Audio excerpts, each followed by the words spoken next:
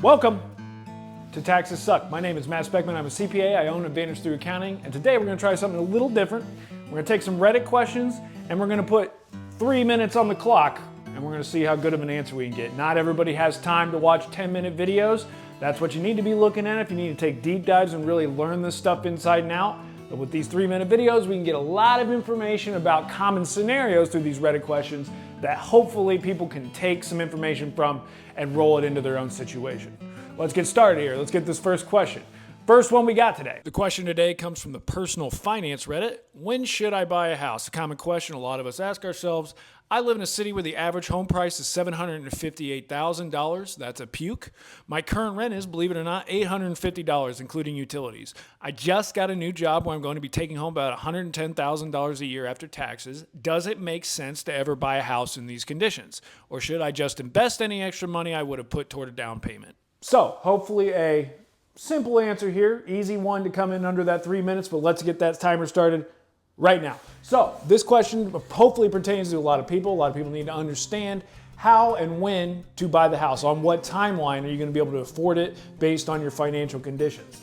In this case, he's talking about the average home price being $758K. We call that not ideal, but that's what you got to deal with. You got to deal with facts. You got to deal with, we're not dealing with pie in the sky here. This is what he's working with. He's got a salary of $110K. We're not even going to factor that in here. He's got a rent of $800 per month. Now, it's not hard to see where this is going to iron out. Let's just do some quick math here. Let's just say this is a $5K mortgage payment. So we're talking $5K versus $800 a month for a savings, if you keep that rent, of $4,200. That is a lot of money to decide to be spending each and every month. The answer here is quite simple.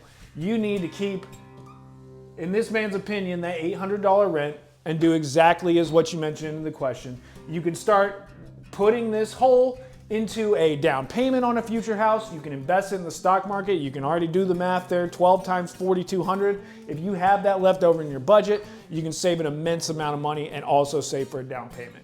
Easy answer here. Keep that rent up. You might want to think about moving to a new city if that's anywhere in your mindset. If not, just keep saving up. You know what you're working towards. You have a phenomenal rent payment most people would dream of.